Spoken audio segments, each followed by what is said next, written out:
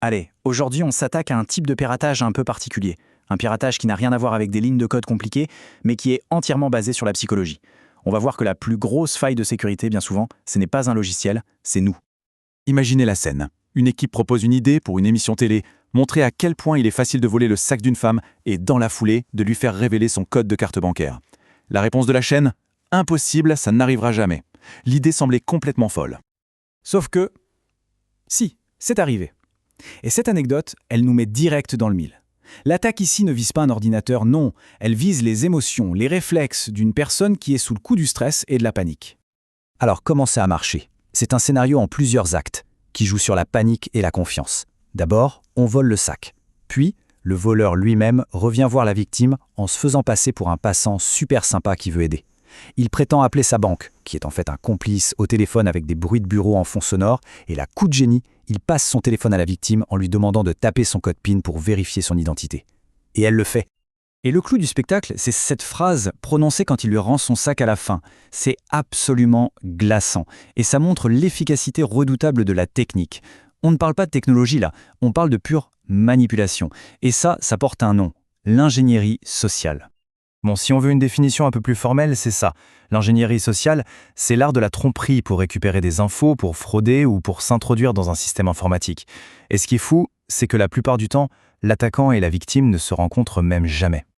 Mais attention, une attaque de ce genre, ça ne s'improvise pas. Les personnes malveillantes, elles suivent en général un plan, une sorte de manuel d'opération. Le processus est assez classique, finalement. Ça commence toujours par une phase de collecte d'informations. Et au premier abord, ces informations ont l'air totalement anodines. Et c'est là qu'on réalise que l'information, elle est partout. Vraiment partout. Il y a l'exemple de ce cadre dirigeant qui a eu le malheur d'utiliser son adresse mail professionnelle sur un petit forum de collectionneurs de timbres. Rien que ça a suffi à un pirate pour construire un scénario sur mesure et compromettre toute la sécurité de son entreprise. Voilà, c'est exactement ça, la philosophie de l'ingénieur social. Le moindre petit détail, le nom de votre chien, votre pizzeria préférée, le lycée où vous étiez, tout peut servir à construire une histoire crédible, ce qu'on appelle un prétexte. Et c'est ce prétexte qui va vous rendre vulnérable. La vraie question maintenant, c'est pourquoi est-ce que ça marche aussi bien ? Comment des arnaques parfois si simples peuvent être aussi efficaces ? Eh bien, parce qu'elles exploitent des failles qui sont directement dans notre cerveau, des bugs dans notre système d'exploitation humain, en quelque sorte. Ils ne créent rien en fait. Ils ne font qu'appuyer sur des boutons qui existent déjà chez nous. Des déclencheurs psychologiques qui sont tellement ancrés qu'ils nous font réagir de façon hyper prévisible, souvent sans qu'on s'en rende compte. L'un des plus puissants de ces boutons, c'est l'autorité. On est tous conditionnés depuis l'enfance à respecter, à obéir à ceux qu'on perçoit comme étant en position d'autorité. Le problème, c'est qu'on ne réagit pas à l'autorité réelle, mais à ses symboles. Un uniforme, un titre pro comme support technique, un site web qui a l'air officiel, tout ça, ça peut être complètement bidon, mais ça marche. L'autre grand déclencheur, c'est ce qu'on appelle le rapport, la connexion humaine.